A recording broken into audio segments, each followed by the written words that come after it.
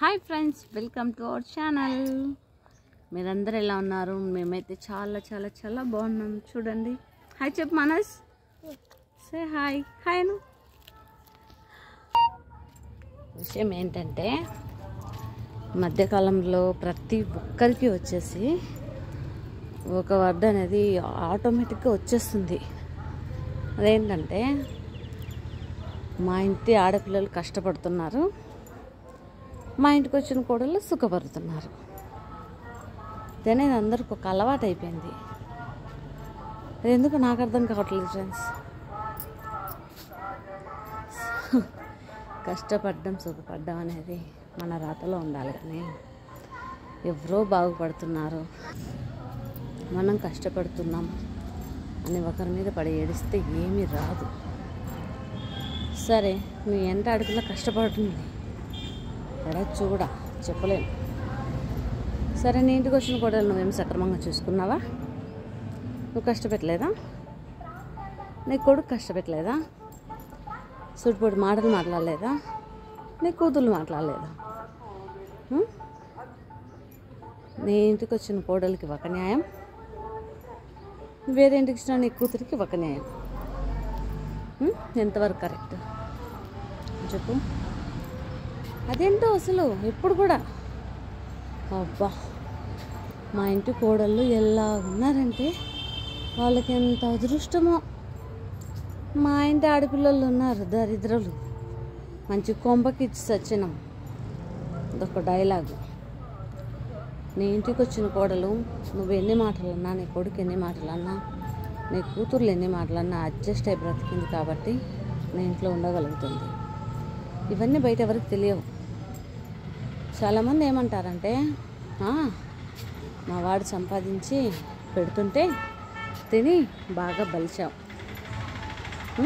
లేదా లావ్ అయ్యావు. నీ వాడు ఒక్కడే కష్టపడుతున్నాడా, నేను కష్టం చేయకుండా? లేదంటే మాకేమైనా 4 బొమ్మలు ఇచ్చి ఆడుకోమని చెప్తున్నాడా? నీ కొడుకు ఎంత కష్టం ఉంటుందో యువతల ఇంట్లో ఉండే వాళ్ళకి అంతే కష్టం ఉంటుంది. ఆడదానికి ఆడదే శత్రువు అంటే ఇలాంటిది. ఏమన్నా అవసరం ఉంటే ఎంతవరకైనా సరే అడిగి పెట్టించుకోవాలి. కానీ మీరు సంతోషంగా ఉన్నారు, మా కోడలు కష్టపడుతున్నారు, ఇలాంటి డైలాగులు అస్సలు పనికిరావు. నీ కూతురికి కూడా చెప్పు మరి. యువతల నీ కోడలు తల్లిదండ్రులు నీ కోడలికి ఎలా పంపించారో నువ్వు అలాగే చెప్పాలి. ఏమని? మా ఒకవేళ తెలుసో తెలియక వాళ్ళు ఒక మాట అన్నా, నీకు తెలిసి తెలియని తనంలో అడ్జస్ట్ కా. చూడు, కొన్ని రోజులు ఓపిక పట్టు అంటే వచ్చేసాయని చెప్పాలి. కానీ అలా కాకుండా కొంచెం గొడవ జరుగుతానే వానికి ఎంత కొవ్వు ఉందని, వాడు అట్టోడు, వాడు మంచోడు కాదు, వాడు మంచి నా కొడుకు అయితే నీకెందుకు ఇన్ని అవస్థలు ఉంటాయి? ఇటువంటి మాటలు మాత్రం దయచేసి ఏ ఆడపిల్లకు తల్లిదండ్రులు నేర్పించద్దు. ఎంతవరకైనా సరే మన ఆడపిల్లకు మనం సర్ది చెప్పుకోవాలి. ఏమని? సరే, మాకు కొంచెం అడ్జస్ట్గా, రోజులు ఇట్లే ఉండవు కదా, అడ్జస్ట్ అయ్యి బతుకుదాం. కానీ ఎన్ని రోజులు పెడతాడు దేవుడు అనేవాడు.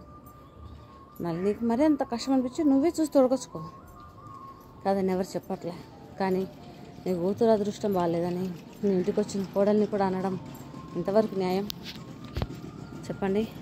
నీ కోడలు ఏమన్నా నీకు ఇంటికి వచ్చిన కూతురికి అలా కావాలని ఏమన్నా కోరుకుంటుందే?